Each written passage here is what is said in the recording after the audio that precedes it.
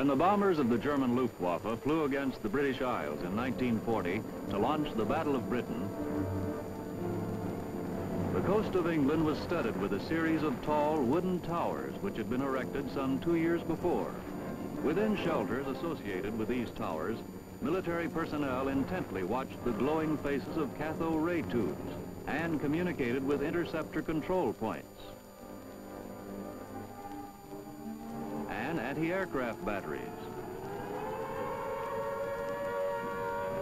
As the attacking planes approached the British coast, fighters took off to meet them, and anti-aircraft crews manned their guns.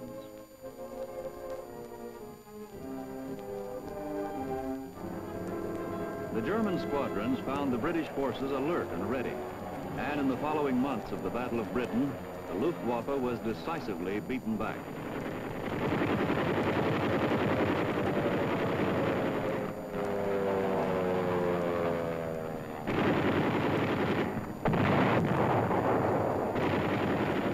Never, said Winston Churchill, had so many owed so much to so few. Never, he might perhaps have added, could so few have repulsed the fury of the German assault had it not been for those wooden towers and those glowing tubes. For this was radio location, as the English called it, in its first spectacular operational test.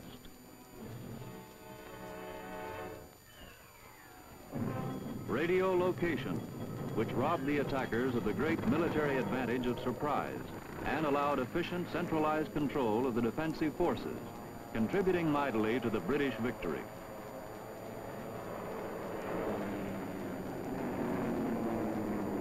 But although this was radio location's first great challenge and triumph, the basic theory of its operation had long been known.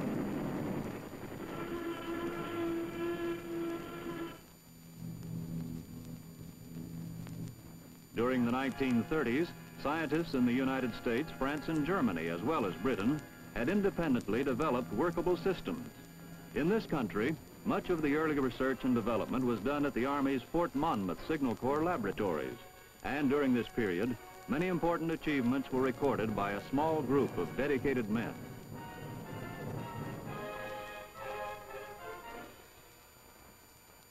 Concurrently, significant discoveries in this field were made by scientists of the Naval Research Laboratory.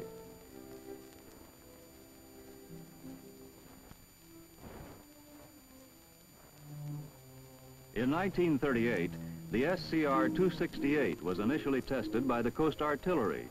Desired at first as an aid in the aiming of searchlights, it was soon applied to the directing of anti-aircraft guns as well. In 1939, the longer-ranged SCR-270 and 271 were developed by Fort Monmouth for the Army Air Corps as early warning sets. The United States called these systems radar, for radio detection and ranging, a term that is now universally accepted. Our early sets utilized the longer waves of the radar spectrum, requiring large, cumbersome antennas for even short-range operation. In 1940, British scientists came to America with the newly developed magnetron tube, which could produce high-power pulses of short-wave energy, permitting antennas of more manageable size and a higher degree of accuracy. At the Massachusetts Institute of Technology, the U.S. set up a radar research unit to supplement the Army and Navy laboratories. Britain and America pooled their radar efforts, and with that collaboration began the history of modern radar. Radar works because radio energy transmitted outward from an antenna will be reflected or echoed back by obstacles encountered in its path. By means of a directional antenna array, the radiated energy can be focused into a narrow beam or lobe, making it possible to determine the direction or azimuth of any target seen by the radar.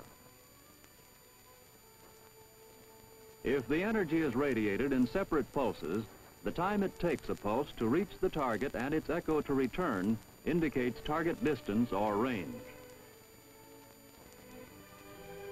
Search, target acquisition, and surveillance radars scan the sky or surface in various patterns to keep broad areas under observation.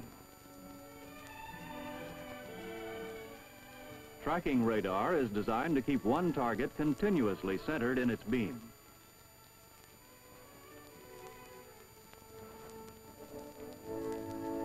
Some radars can be used for either search or tracking purposes, and a recently developed system called Track While Scan allows the tracking of targets which are being observed by search radar. Continuous wave, or CW radar, employs separate sending and receiving antennas and is not a pulse signal. It is chiefly used to measure target speed, a radar capability which results from the Doppler effect.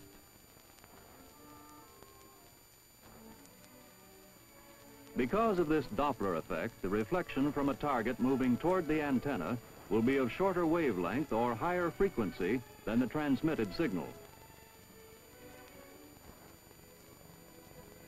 The return from a target moving away from the antenna will be of greater wavelength or lower frequency than the transmitted signal. By comparing the transmitted and return frequencies, the speed of the target can be computed and moving targets discriminated from stationary ones. This shows the Doppler shift principle applied to CW radar. Pulse radar can also take advantage of the Doppler effect to observe moving targets and measure their speed. This moving truck will reflect a signal pulse of a different frequency than the transmitted pulse. Some pulse Doppler radars measure the frequency shift occurring within the echo alone, without reference to the transmitted signal. In this instance, reflections from terrain obstacles, the moving truck, and the faster moving wheels will all be of different frequencies, depicted here by the thickness of the waves. By measuring these differences in frequency, the radar can detect the moving target, gauge its speed, and even in some cases, recognize its nature because of the characteristic way it changes the return frequencies. Frequency modulated, or FM radar, varies the frequency of a continuously transmitted signal in a fixed pattern. Target distance can be computed by relating this pattern to the amount of modulation appearing in the reflected echo. Radar indicators display target information in various ways. The A-scan indicator displays the single dimension of range, resulting from the time difference between the pulse indication, or main bang, on the left and the target reflection pip on the right. This range line becomes a circle in the J-scope with target distance measured along the circumference. The B-scope displays two-dimensional information. Here, azimuth is indicated to left and right of the center line, and range increases vertically from the baseline. The PPI scan, or plan position indicator, plots range as distance from the center of the circle and azimuth as degrees of the circle. There are other scans for other purposes, and to obtain three-dimensional information, indicators are often used in combination. The basic components of a typical radar set are a synchronizer timer, transmitter, antenna system, receiver, indicator, and power supply. The timer, or synchronizer, which is the heart of the radar set, synchronizes the system in the dimension of time, so critical to radar measurements. The transmitter supplies the radio frequency signal to the antenna, and in pulse radar, the spillover from this signal appears as the main pulse on the indicator. The antenna system radiates the signal, picks up the target reflection, and delivers it to the receiver. The receiver amplifies the weak reflection many millions of times and relays it in proper form to the indicator. The power supply services each component. There are additional electronic circuits and servo systems for controlling antenna movement.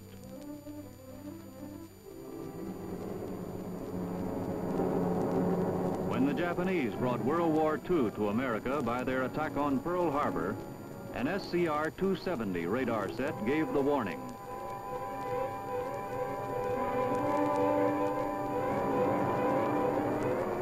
A warning, however, that went tragically unheeded by military forces not yet accustomed to undeclared war.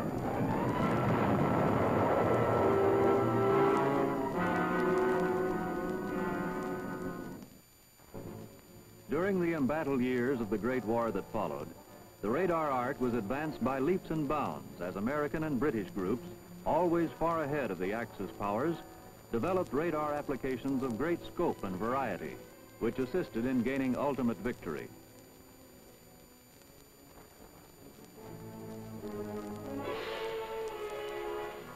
At first, radar was largely used for air warning systems and anti-aircraft fire direction. If radar could detect enemy planes, it was obvious that friendly interceptors would also appear on the scope and could be led by radio to their targets. Thus, ground-controlled interception was devised.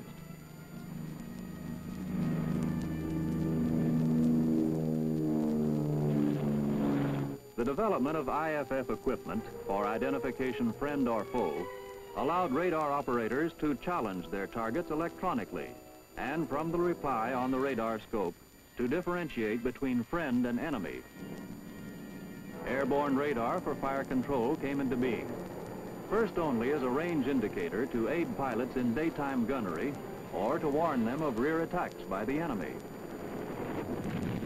Then in more sophisticated versions, as in this tail gun installation on the B-29.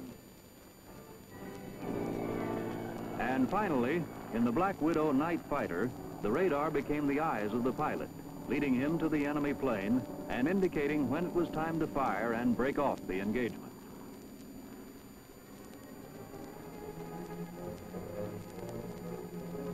One of the most versatile and accurate of World War II radars was the Signal Kors Scr 584. With both search and tracking capabilities, the Scr 584 could establish target azimuth or elevation angles within an error range of 1/20th of a degree and a distance within 25 yards at maximum range. This microwave set used a parabolic reflector of high gain or focusing power. Many Scr 584s are still in service today. Some U.S. anti-aircraft batteries equipped with the Scr 584 averaged an enemy craft down for every 40 rounds of ammunition expended.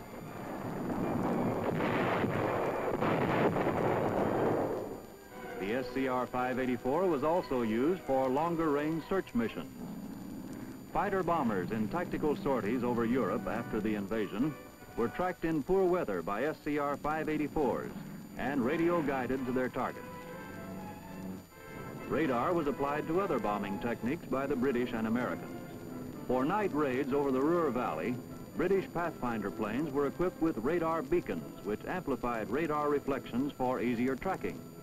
2 ground radars in England, tracking the Pathfinder, could lead it to the target city, where signal flares were dropped to guide the following bomber fleets.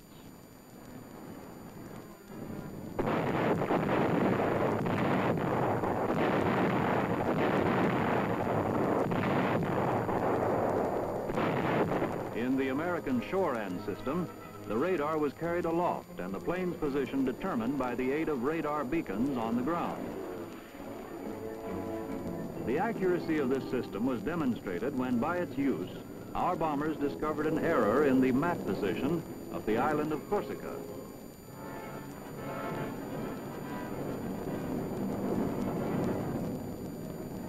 With America's so-called Mickey radar, the ground echoes were utilized to map the terrain below as a basis for pilotage and blind bombing through clouds or overcast.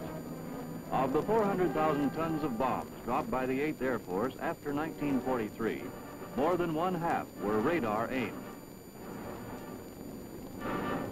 A sector view shows the radar picture of the ground passing beneath the plane during a bombing mission.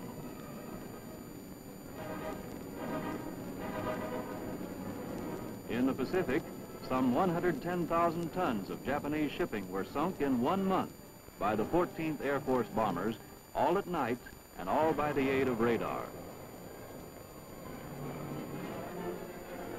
The U.S. Navy also developed radar techniques for target search and fire control against air and surface targets.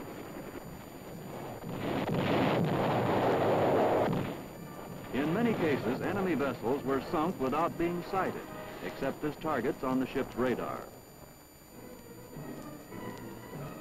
Other naval radar uses included convoy control, search and rescue operations, and harbor security.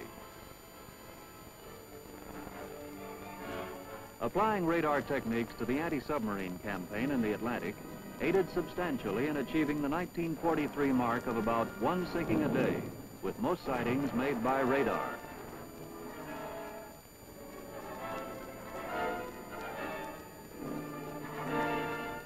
Other radar applications under early development during World War II included aerial navigational aids, weather mapping, radar altimeters, and air traffic control.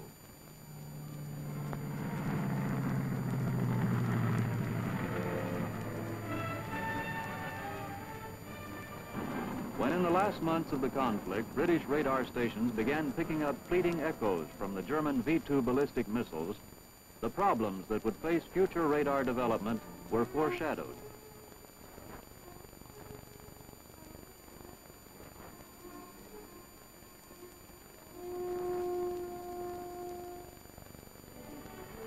Following World War II, radar developmental work continued in government and private laboratories, improving, refining, and expanding on the many pioneering achievements of the war years.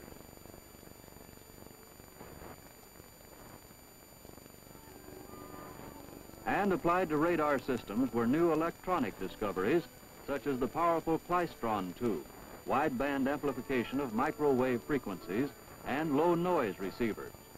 It became apparent that radar echoes brought back a lot of information about the reflecting objects.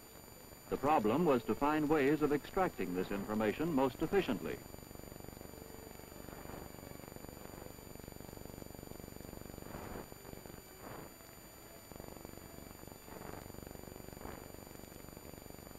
As military weapons became more and more complicated and entered into areas of great speed and precision, radar played an increasingly important role because of its ability to gather data at the rate of accuracy required. And to assimilate and react to this data, electronic computers and automatic servo systems began to displace the human factor in operation and control.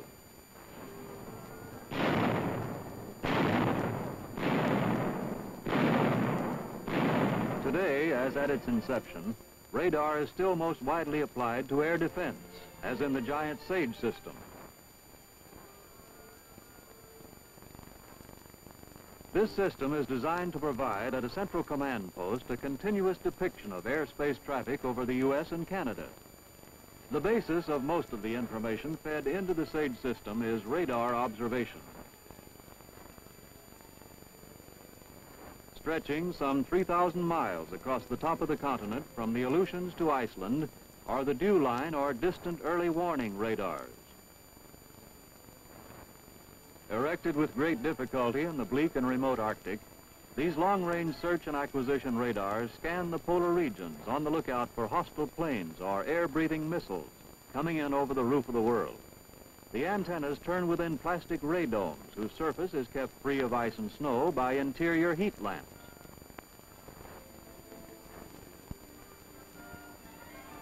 Dew line installations are connected together and to the SAGE system by radio circuits on which target information can be instantly relayed to the central NORAD command post. Flanking the dew line in Alaska and Greenland are new high-power radars with immense 300-foot-high toroid section reflectors. Part of the BMU's our ballistic missile early warning system. These radars can pick up their targets at a range of 3,000 miles. This vast range, with all the special electronic problems it imposes, is necessary because of the lightning speed of modern missiles. Backing up the dew line are two other radar fences, the Mid-Canada line and the Pine Tree line, so that targets moving south can be kept under constant surveillance. Also tied in with the North American Defense Network are the radar barriers guarding our ocean approaches. Navy picket ships maintain a constant vigil far at sea off our coasts. Texas towers standing on slender legs above the waves offer a platform for the radar sentries.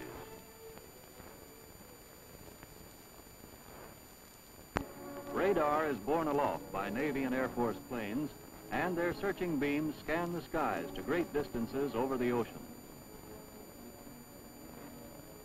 Picket submarines can range the polar seas even above the dew line as advanced outposts of the radar warning system. Radar is designed primarily for search and target acquisition, whether guarding North America or other parts of the free world, or designed for battlefield use, have similar characteristics. A typical example of this type of radar is the AN-FPS-36. This high-power microwave set has a typical paraboloid section antenna reflector. The array can be set for continuous circular scan. The range of this radar is 200 nautical miles. A rectangular waveguide for transmitting the microwave pulse with minimum line loss connects the antenna horn to the equipment within the permanent shelter.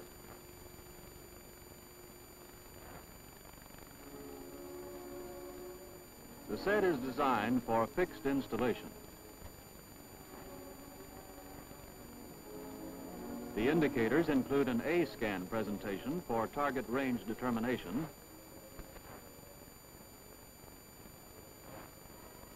and a PPI scope for azimuth and range. A moving target indicator, when switched on, can electronically remove unwanted stationary echoes from the scope, and the presentation can be altered to show a narrowed range of search for nearby targets.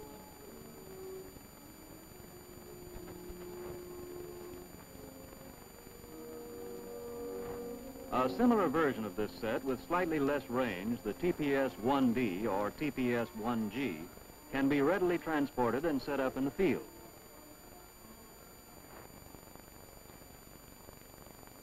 Height-finding radar is much like search radar, except that it scans vertically instead of horizontally. The characteristic appearance of search radar is maintained even in this immense 120-foot wide version, the FPS-24.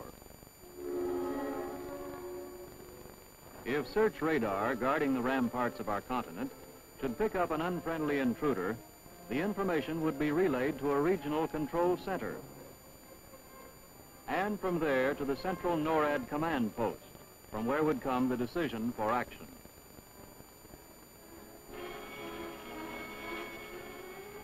One of the family of weapons involved in air defense is the manned interceptor. Radar-supplied information on location of the interceptors and the intruders is fed to computers from which emerge the data which is transmitted to the interceptor pilots.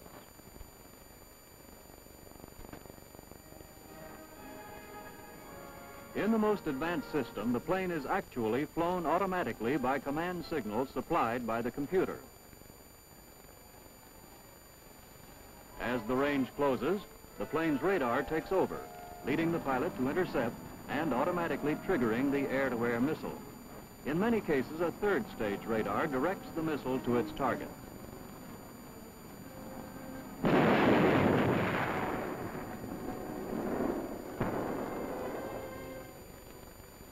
The Navy's Sparrow, in one of its versions, is a semi-active homing missile, tracking the target which is illuminated by the launching plane's radar.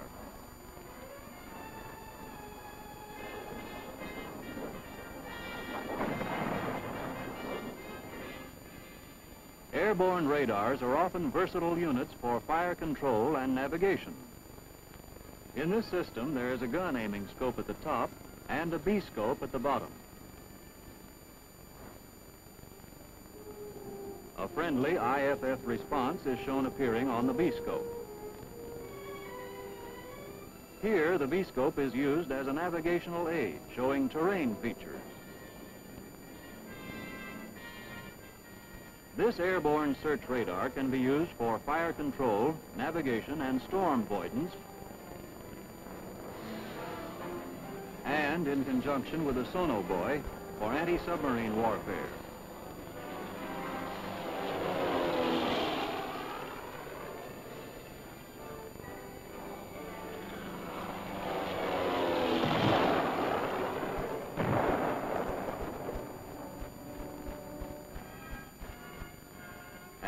various strategic points in the U.S., missile master radar and control centers are being set up in conjunction with the SAGE system to coordinate the operations of the Nike batteries in the surrounding area.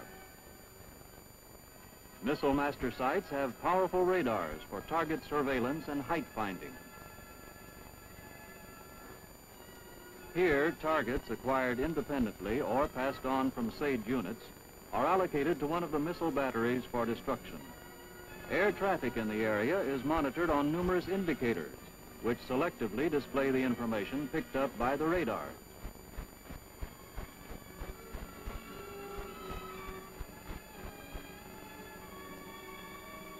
Under missile master control are the Nike Hercules and the shorter range Ajax. The Nike weapon system utilizes radar for target acquisition, target tracking, and missile tracking. After the target is acquired, the target tracker locks on. The missile radar then locks on, and the computer then indicates when the missile can be fired.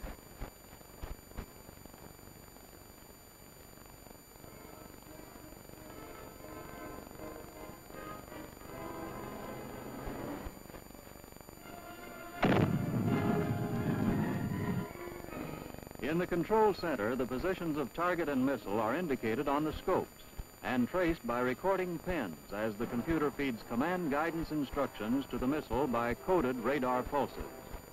The Nikes carry radar beacons to permit more positive tracking than is possible from only skin reflection.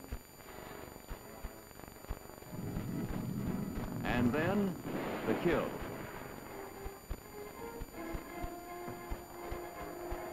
Special capabilities against low-flying targets are built into the Army-developed Hawk missile system. The Hawk's radar is specially tailored to its mission. The Hawk system includes a pulse acquisition radar for normal target search, a CW acquisition radar with its special ability to separate moving and stationary targets by the Doppler effect, and a CW illuminator or tracking radar, which can hold on targets even at treetop level. The Hawk, which can be fired from fixed or mobile launchers, has a semi-active homing system, which causes it to dive down on low-flying planes, directed by the reflections bounced off the target by the CW illuminator radar. Operational details of anti-missile missiles are largely classified. But this view of the large radome at this Nike Zeus test site indicates that radar will certainly contribute importantly to this essential program. Since surface targets are stationary or slow-moving, radar in this area is used to monitor only the position and speed of the missile, so that it can be guided to conform with a predetermined trajectory or visual sighting, as here with the Army's Lacrosse.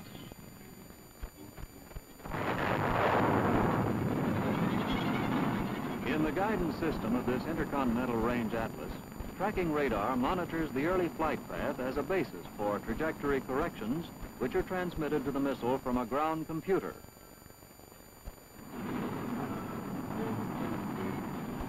Radar is also essential for tracking test missiles downrange from Cape Canaveral into the South Atlantic and for the recovery of nose cones and instrument packages. A powerful new radar, the FPS-16, has been mounted aboard a naval vessel for such missile tracking operations. Depicted here is this radar's tracking ability on a jet fighter traveling 460 miles an hour at 10,000 feet. The plane is slightly off-center because the antenna is tracking a radar beacon in the left wingtip pod of the jet. At the Army Signal Kors laboratories, this 50-foot antenna bounced a radar echo off the moon, providing this A-scope view of the actual occurrence.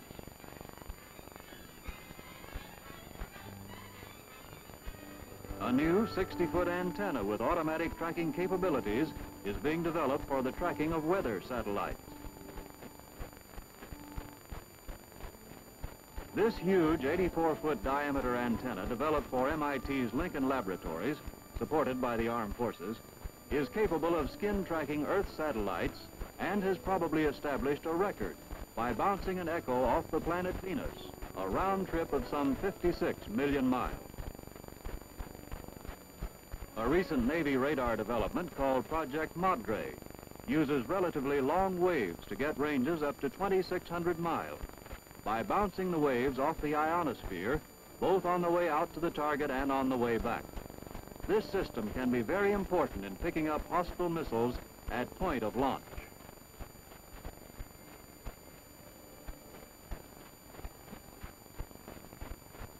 But all radar developments have not been concerned with missiles in space and anti-aircraft protection. During the Korean War, the MPQ-10 mortar locating radar performed distinguished service in the tracking of enemy mortar shells as a means of directing counterfire.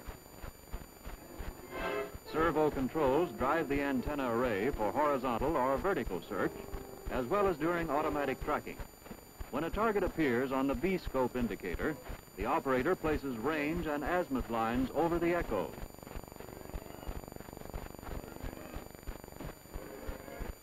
The J-scope then monitors an area 1,000 yards on each side of the echo position.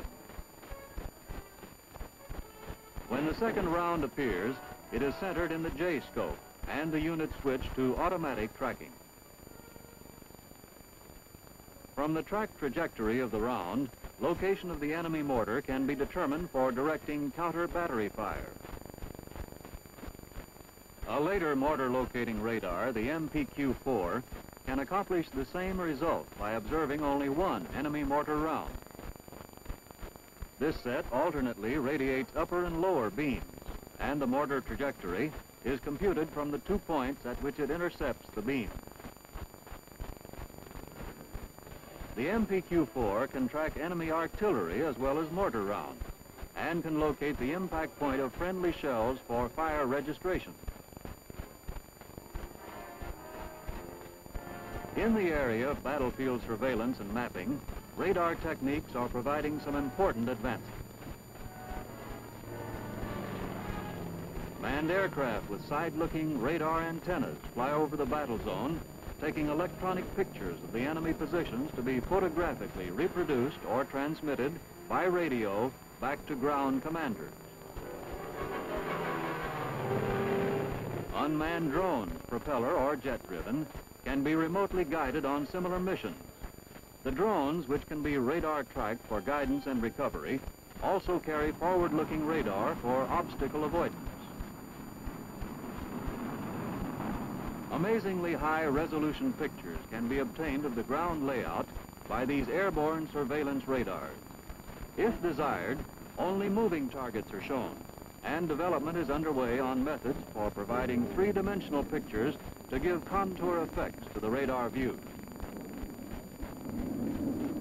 A ground-based surveillance radar, the TPS-25, takes advantage of the Doppler shift between echoes reflected from stationary and moving targets to detect enemy personnel and vehicles. Using a scope and an audible indicator, trained operators monitor only the Doppler shift frequency, which indicates the presence of a moving target and its speed. With practice, the characteristic Doppler patterns of many targets can be identified. A man can be picked up at 5,000 yards, a vehicle at 20,000 yards. A similar unit, the TPS-33, also has an audible and visual indicator. Antenna position gives target direction. Range information is obtained by an electronic gating system, which can be adjusted to monitor echoes returned from selected distances. This system has further been adapted for this lightweight, portable, silent Sentry radar. This unit can pick up a walking man at 1,000 yards. The Army is experimenting with a handheld unit, the PPS-6, for use by infantry patrols and frontline troops. A snap-on A-scan display can be used with this model to supplement the audible signal. Another new concept in radar is the development of a tactical long-range surveillance radar with mobility. This system combines an improved version of the AN-FPS-33 radar with a unique folding butterfly antenna. The butterfly antenna can be erected by 5 men in 15 minutes. Radar has brought planes in for landings during low visibility conditions for many years, using the ground-controlled approach system.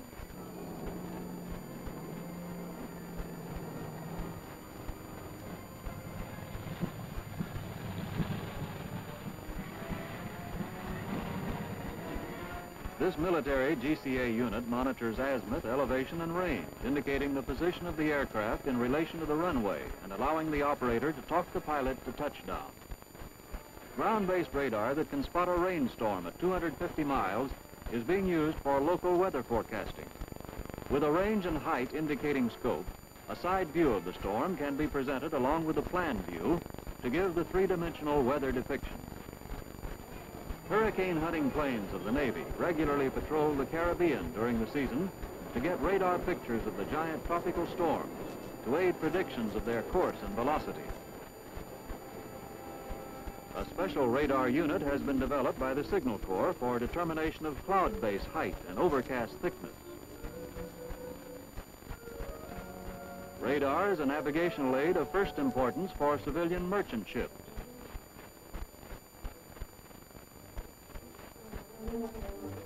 Radar is carried to indicate the position of nearby vessels, to map the coastline or harbor, and to pick up buoys, which are now being equipped with radar beacons. A newly developed ship radar shows other vessels in the area with telltale wakes behind them to better indicate their speed and direction. Radar units are used by small boats and pleasure cruisers as navigational aids. The antenna is located on the center line of the boat, and the search area is displayed on a small PPI scope in the cabin.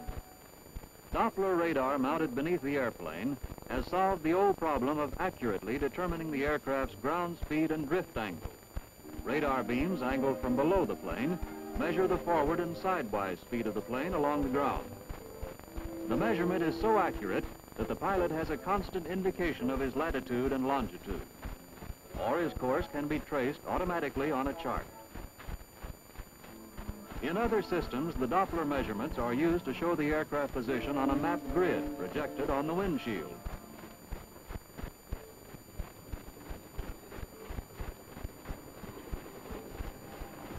Aircraft also use radar absolute altimeters and terrain avoidance radar to indicate mountains ahead.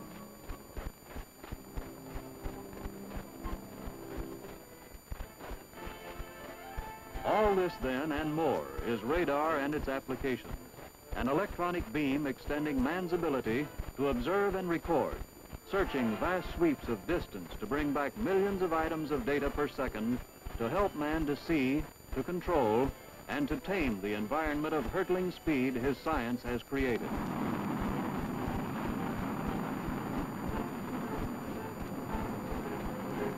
In the future, radar eyes will more completely direct the traffic of our crowded airspace. Collisions will be automatically prevented in the air, on the sea, and perhaps even along the ground. The family car may be controlled by a radar beam scanning a strip of metallic paint, coded to give speed and location data. Radar defense sentries will detect aggressor planes or missiles anywhere in the world and direct counter missiles to destroy them in flight.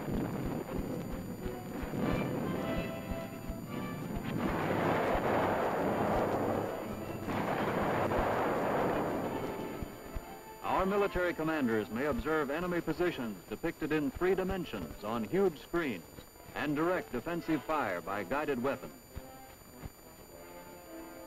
Radar will reach into space to lead man on his greatest adventure and bring him safely home again. The exciting world of the future, in fact, can scarcely be envisioned without granting a place of primary importance to wondrous radar and its myriad applications.